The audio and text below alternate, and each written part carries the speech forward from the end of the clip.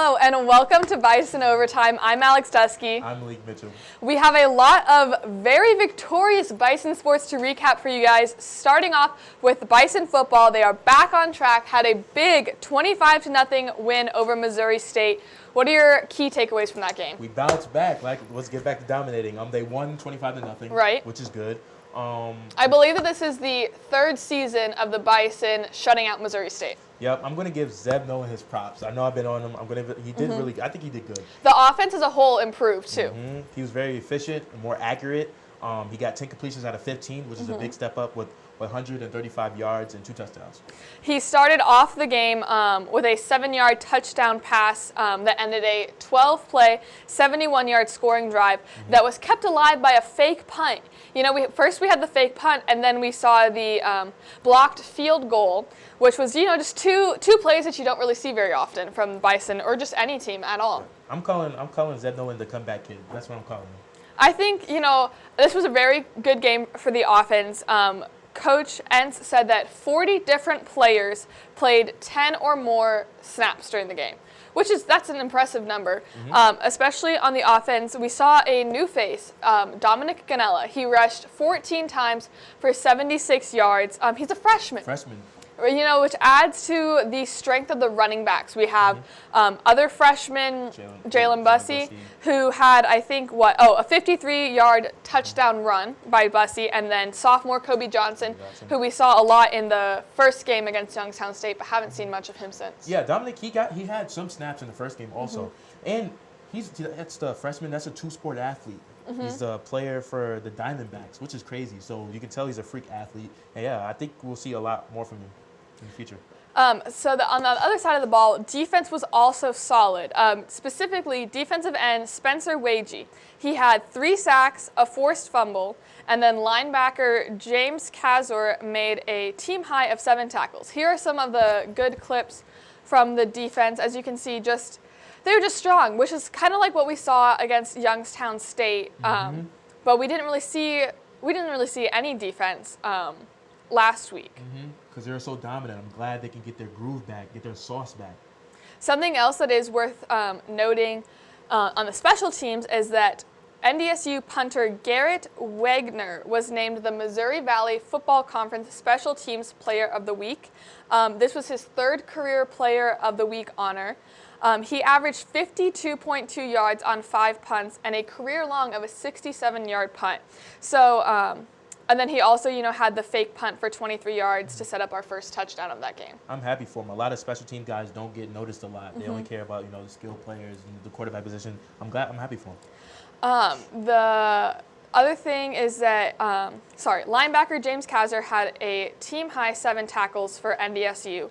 So overall, we were clicking on all sides of the field, firing from all cylinders, which is just, what do you think changed from that game against Southern Illinois last week? I think they wanted everybody to know that they weren't a bust, that they are a good team. They just had a slip up, maybe a fluke. I don't know what people are going to call it, but I think they wanted everybody to know we're still NDSU.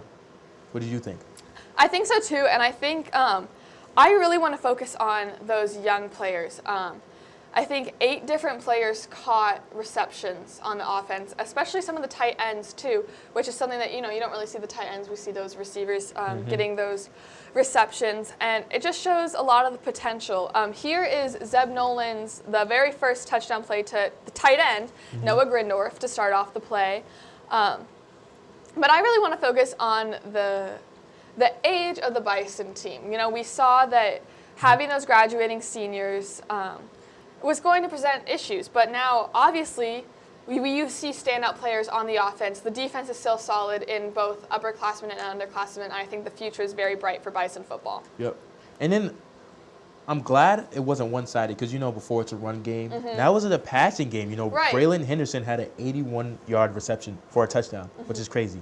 And it shows off Zeb Nolan's talent also. Right, which I am glad. I'm hoping this weekend we play at home in the Fargo Dome against number 22 ranked Illinois State. The Redbirds are 0-2, so now Zeb has his chance to come back in front of Bison football fans and show them what he's made out of. So I'm calling him the comeback kid. Something else that is worth noting for NDSU, it is NFL Pro Day this Friday, I think from 10 a.m. to noon. It will be covered on local news if you're interested in watching. 3 players from NDSU, cornerback Marquise Bridges, offensive lineman Dylan Radunes, and then, of course, quarterback Trey Lance. What do you think is going to, happen with Pro Day? I think Trey Lance has nothing to worry about. I think he's going to wow the coaches like he's been doing. I think he'll do fine. How do you think he's going to do? I think all 3 of those players have a very bright future and a very I don't want to say for sure because nothing ever for sure in the NFL, but I think they have they definitely deserve to be part of this draft. I think next month is the draft. Coach Entz was saying that this was a really cool opportunity. He's like, the players are acknowledging that, okay, NFL Network's going to be here. There's going to be scouts here, but they still have to focus on beating Illinois State, and that's what's most important. And it's just good exposure. Like, usually not many NDSU go to the league, so now younger players can see, I can make it to the league. Like, exactly. I can do this. Like, if I put in the work and really work hard and get the wins, I can be in the league. I think so too, and I think that it will also, coming off of this win, kind of encourage them to keep working harder. All right, when we come back, we have track and field, baseball, and soccer to recap for you guys. Stay tuned.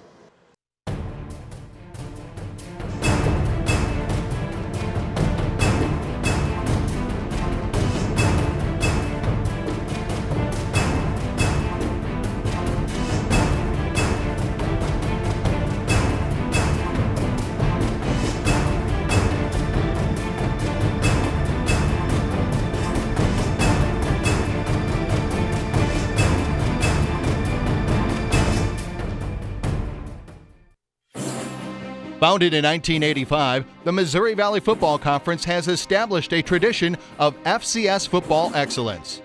Competing at the highest level of NCAA Division I, student-athletes at its 10 institutions demonstrate character, passion, and integrity as they grow as a student, an athlete, and a citizen. The Missouri Valley Football Conference, where leaders are shaped and champions are forged.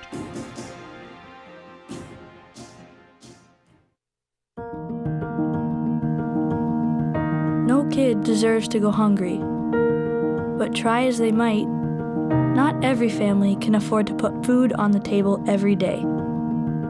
That's why the Great Plains Food Bank and their partner agencies work every day to bring food to our hungry neighbors. Every dollar donated can provide 4 meals for those in need. Go to greatplainsfoodbank.org and donate today so no kid in North Dakota ever has to go hungry.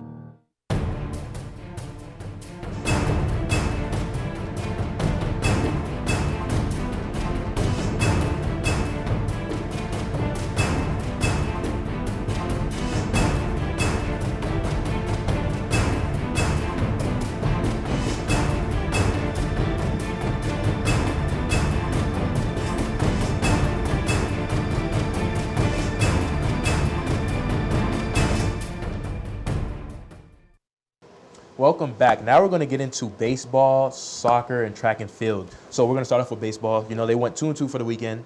The first game Friday, Caleb Schwab had 2 hits and 1 run. What was the score? So the first game, the Bison lost 8-4. This loss did snap their 5-game winning streak, unfortunately. Like you said, they split the weekend. Yeah. Kind of a tough weekend for the Bison. Second game, they did win, 11-1. Yeah, more highlights. Hunter Cope had 3 hits and 2 runs, which is good. Jake Simonson had 2 hits and 2 runs. So you can see that they're really putting in the work to get that win. It is, okay, so we win 11-1, and then the third game, we lost 14-4. What did you see in the third game? Not much. We had 3 players that had 1 hit and 1 run.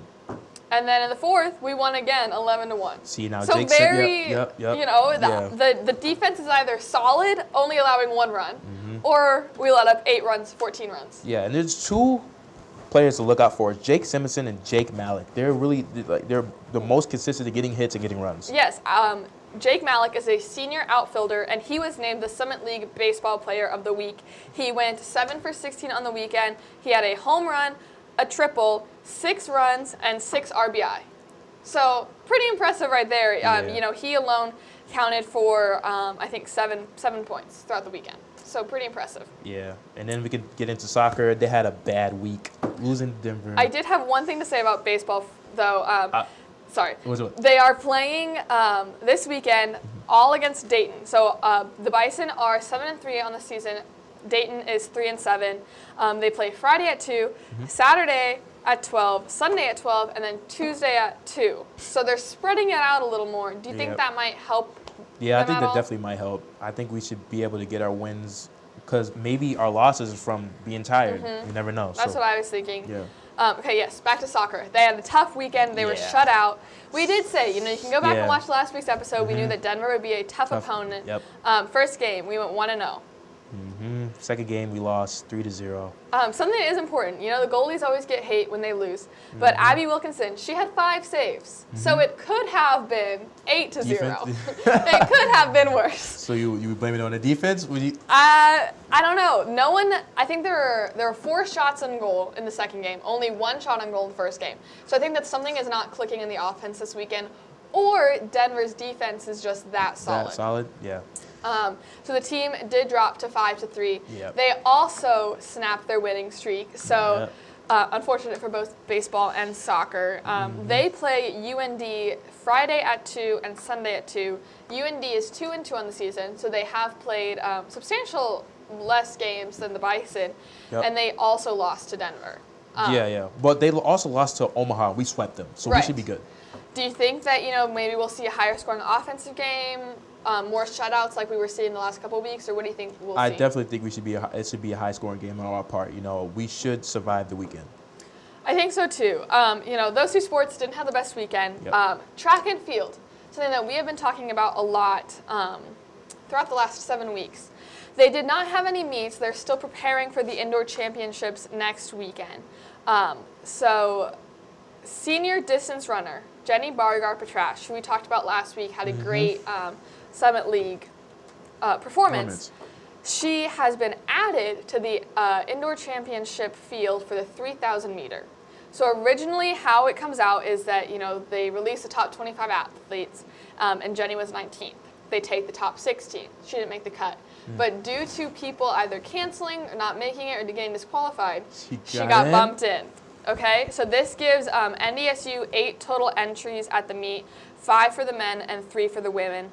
How do you think we're going to do? I know we kind of talked about this last week, but I still think the men's are going to do good. Alex, like I said, Alex Talley, Matt Otterdahl, I think we're going to do good.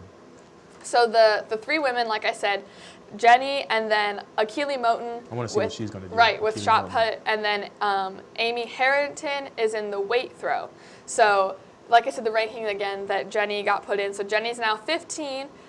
Amy is 15th in the weight throw. And then Akili's 3rd. So she's 3rd in the nation right now for women's shot put, which I think is something really important. Something that Bison Track and Field should be proud of for sure. Yep. The Bison men are heading into their the championship as a team ranked 20th, and they have 4 throwers all competing in the throwing section. Alex Talley, your guy, you've talked about him. How do you think he'll do? I think he's going to dominate. He always dominates. I just want him to win, get that win for it all, to brag about the whole season. Right, and he is a senior. Right, so. Yeah, exactly. So he'll be leaving. He needs that to really put that on his status. Well, obviously, a lot to look up for. Be sure to tune in next week to see how track and field's weekend went at the NCAA Indoor Championships. Yep. When we come back, we will be talking about the men's and women's basketball teams in the Summit League Championship and what all went down for them. Stay with us. There are so many great things to experience at NDSU. It's hard to pick one, but my favorite is the people. They make it such a warm place. The Bison aren't just across the country, they're across the globe. It's the perfect distance from home. The faculty are our biggest cheerleaders. Hands-on research experience. The affordable tuition. All the opportunities to stay active on campus. Real-world learning experiences. Once I got on campus, it felt like home.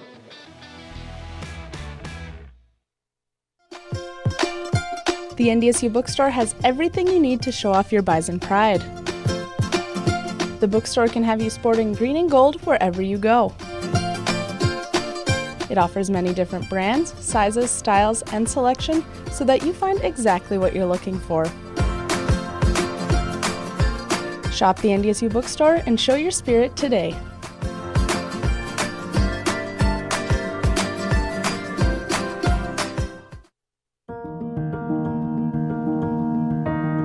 kid deserves to go hungry. But try as they might, not every family can afford to put food on the table every day. That's why the Great Plains Food Bank and their partner agencies work every day to bring food to our hungry neighbors. Every dollar donated can provide 4 meals for those in need. Go to greatplainsfoodbank.org and donate today so no kid in North Dakota ever has to go hungry. There are so many great things to experience at NDSU. It's hard to pick one, but my favorite is The people, they make it such a warm place. The Bison aren't just across the country, they're across the globe. It's the perfect distance from home. The faculty are our biggest cheerleaders. Hands-on research experience. The affordable tuition. All the opportunities to stay active on campus. Real-world learning experiences. Once I got on campus, it felt like home. Welcome back. Now we're going to dive into basketball. You know, last week they had a tournament. They started their tournament. Right. They played against Kansas City and won, like we predicted them to. The score was 69-65. A very close game, which wasn't really expected. We kind of thought that the men would have an easy win with this game. Yeah. Rocky had 16 points. Tyree Edey had 15 and 9 rebounds. Right. A team stat, NDSU was 40% from the three-point range, which isn't, the greatest. But we limited Kansas City to 19%. So our defense was obviously pretty stellar, and then we also had a 39-31 rebounding advantage.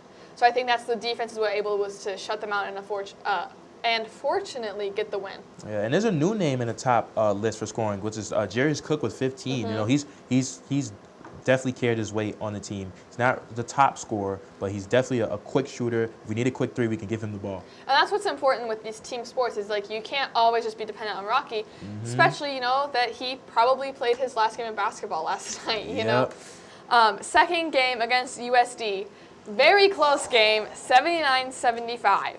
We scored a 22-9 run in the last 7 minutes of the game. How impressive was that? Very impressive, especially it's one of our tough opponents. We split the weekend with just last week. So I bet they're even hungrier just to beat them, just to get them first. Yeah, we beat them 79-75, very close game. And NDSU was down 8 points at half. Right. And we came back.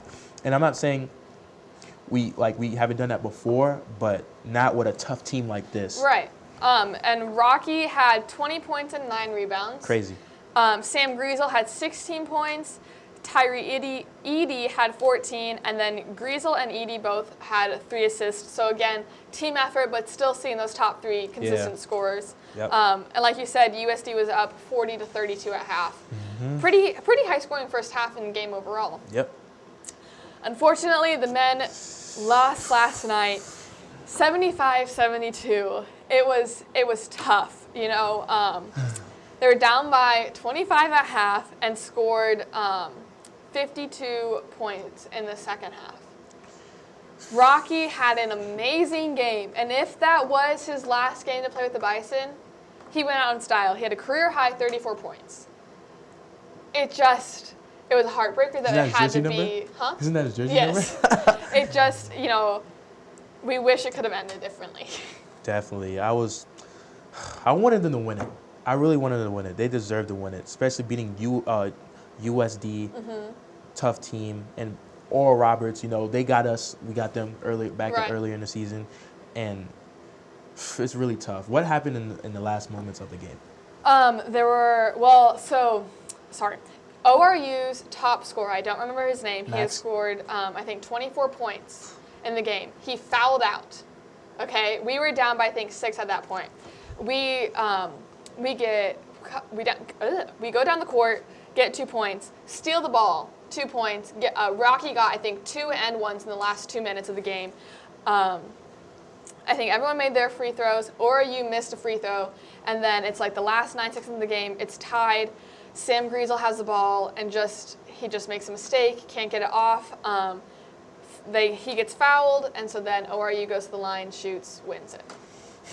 Tough loss, but it gets worse from here. Moving on to the women's played in the tournament, and what a upsetting end to their season. Right. They won their first game, also against ORU.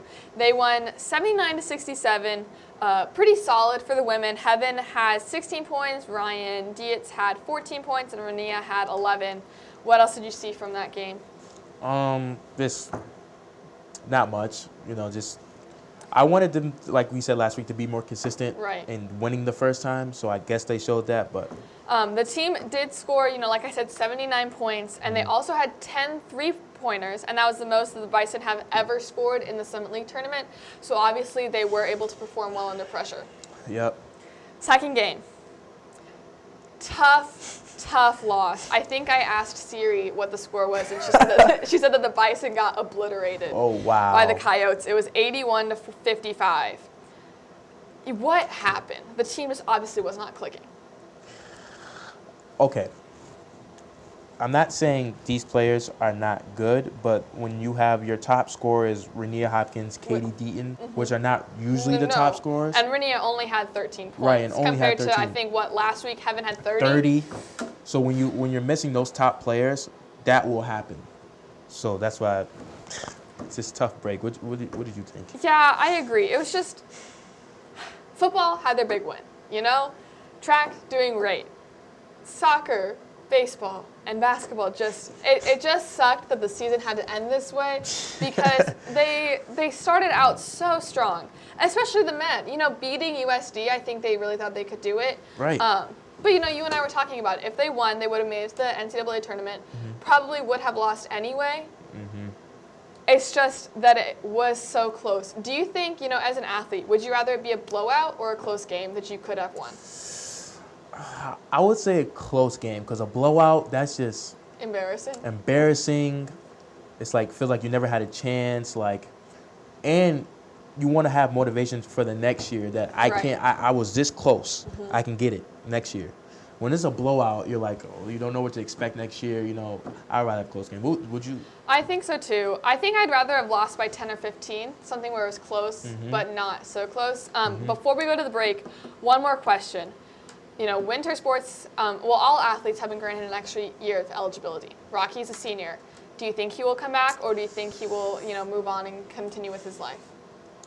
I don't know. I want him to move on. I want to see him go to the league. I want to see what he does in the NBA.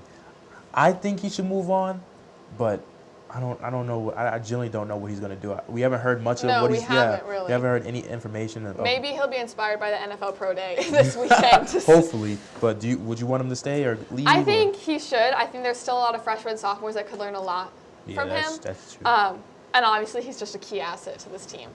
But we have people under him like Grant Nelson. Who's that needs to blossom. Stepping up. Exactly. So, all right, when we come back for the final segment, we will be recapping volleyball, softball, and wrestling for you guys.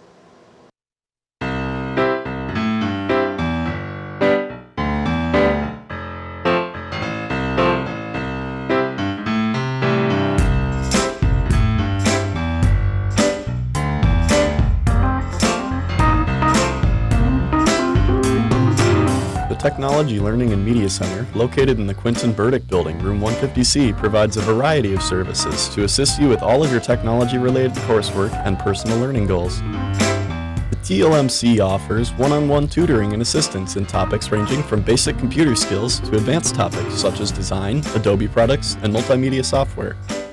A resource library that includes books on the latest software releases, online resources including a lynda.com kiosk that provide free access to high-quality video tutorials on hundreds of topics. Free workshops on a variety of topics taught each semester by our student staff. Software and hardware for audio and video capture, conversion, and editing, plus personal assistance on your multimedia projects. Multiple scanners are available at the TLMC, including one large format scanner and a slide and film scanner. The Wacom tablet provides ultimate control in your favorite graphics and illustration software and can help you to create stunning digital artwork. Large format poster printing is also done at the TLMC. Our walk-in media resources include the Whisper Room sound booth for recording professional quality voiceovers and audio. The TLMC Media Studio is available by reservation and provides equipment and space for video recording, audio recording, studio photography, screen capture, and a green screen for special effects. If you have any questions on these services, be sure to visit the TLMC website, and while you're there you can check out a variety of learning and media resources, or just stop by the next time you're in the Quentin Burdick building and check out what we have to offer.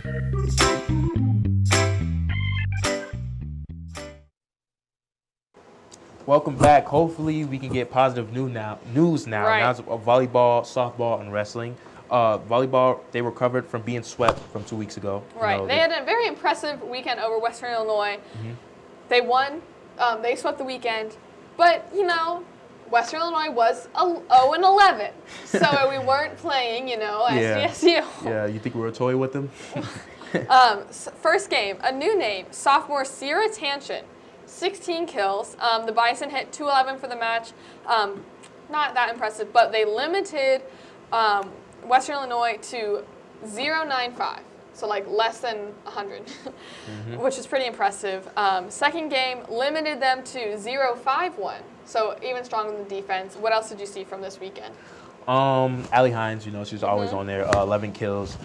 It just seems like it was easy. Like they didn't have to really when we watched the game, it didn't seem like they were really under pressure or seemed like practice. The second day, the third game got very close. I think Western Illinois came out with like an 8-point lead at once. I think the Bison were down by 8 or 9 for a couple minutes, and then it went up to the 25s, and the Bison were able to get it. You know why? That's probably because the first day, now the second day, they didn't take them seriously, right? And they were playing probably too much. Bison Volleyball will host Omaha this weekend. Omaha is 9-5. So very different side of the spectrum than Western Illinois. What do you think we're going to see from the girls? I think it's going to be a tough game. I think so too. But if Allie Hines keeps doing what she's doing, then what's the senior? Alexis Bachmeyer? Yeah, she has to step up too. I think we should be able to do it. I think so too, and it is really important. Sierra, we haven't seen much from her. She's always been there. I'm hoping that we can see more from the libero Taylor Kwan. She's been having some amazing defensive games, but didn't really see her name on the stat sheet much from this past weekend. Yeah, I like seeing more names. Right. People standing up so they can know, like, this is who I'm on this team too. Like, I can perform for this team too, Switching now to softball. Unfortunately, they had a very tough weekend at the Ole Miss Classic. Almost got swept. Kind of rapid fire. First game, they lost 10-5. Second game, lost 1-0. Both of those games were against Indiana State. Do you have anything from those two games? Only 3 players had 1 hit and 1 run, which is kind of depressing. The second game, 3 players only got 1 hit, not even a run, just 1 hit. Yeah, we couldn't get anything going. Third game, lost 8-0. Fourth game, lost 3-1, both to Ole Miss. We only scored 1 run in both of those games. Nothing? Okay. Nothing. Final game, we did win. We won 4-3 in extra innings, so obviously it was a tough fought against Stanford. Team dropped to 2-8 on the season. Would you have ever expected that from softball coming into the start of the season? No, they seem like they're hungry, like they really wanted the season compared to baseball too. Like I would have thought they'd just be knocking people out, Something that I haven't had the time to study it, but I do know because of the COVID regulations, teams like NDSU, SDSU have been having to travel more than they would because. Or they're not playing who they would. I cannot explain it because it wouldn't make sense for traveling, that COVID, would hinder them because they are obviously traveling all over the country. Yep. But I don't think that these are the normal teams that they're used to playing. So I don't know if that means that they are now playing up. Up, yeah. I think they're going to play. I think they're playing up because the teams that they're playing, like Arkansas. Arkansas, was nationally ranked. Yeah. And the way that we're losing, especially the just score-wise. Like baseball. Yeah. So that's it's my hypothesis. Do not trust me. But but that's know for sure. Right. Next week, I will get that information out. This weekend, softball competes at the MTSU Invitational in Murfreesboro, Tennessee, back in my neck of the woods. They play Illinois State Friday at 10 a.m. Illinois State is 8-3. Friday, 3 p.m., MTSU 6-8, okay? And then Saturday at 10 a.m., they play Dayton, who's 3-3. So Dayton has played less games in total than the Bison have lost.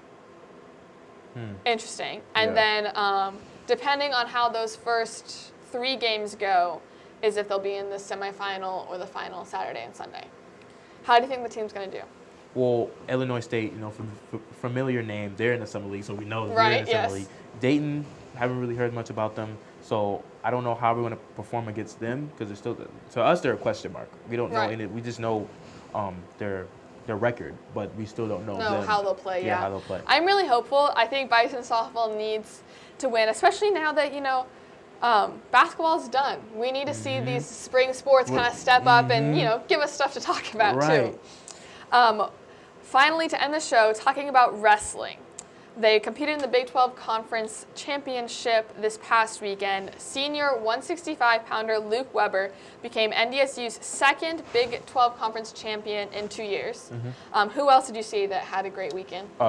Jared Frenick, he moved on also to the finals. He won the first day 7-5 decision over Wyatt Sheets of Oklahoma State. And yeah, that's a tough day, but yeah. Jared Frenick. He's a sophomore. Yeah, he's a sophomore, and you can tell he's the face of this team because he's in a lot of these stats. I think he, in total across the weekend, Frenick he finished runner-up, and then as a team, NDSU finished in 6th, so not bad for competing in the Big 12, which, does have those big wrestling schools like Oklahoma State, like OU, who consistently win. Yep. Frenick and Weber will both, like you said, advance to the NCAA championship, along with heavyweight Brandon Metz. He placed 5th overall. So the Bison had a total of 8 Big 12 winners, including Dylan Drogelmuller, Owen Pence, Austin Brenner, Kellen March, and Jaden Van Manen.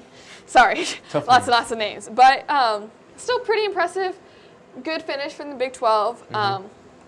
So the NCAA championship will have 33 wrestlers in each weight class, and it is scheduled for March 19th through 21st at the Enterprise Center in St. Louis. How do you think that we will do, seeing that we were kind of middle of the pack, a couple guys at the top of the pack, Big 12, now taking to the national level, how do you think that they will? I think Jared Frenick is going to do good. That's my guy for wrestling. I always pick a guy for each sport. That's my guy for wrestling. How do you think? I think so too. I think I will expect to see some top 10 finishes. I cannot say for sure if we will, get on the podium just because wrestling is competitive. No matter what school you go to, if you are a wrestler, you are in it to win it. But, lots to look forward to with this wrestling. And, Jared's a sophomore, and I think we have a couple other sophomores to place as well. Yep. All right. Well, thank you so much for tuning in to Bison Overtime today. I'm Alex Dusky. I'm Malik Mitchell. We will not have a show next weekend due to NDSU's spring break, so make sure to check in 2 weeks to see and kind of recap the 2 weeks of Bison sports that you've missed. Have a great weekend.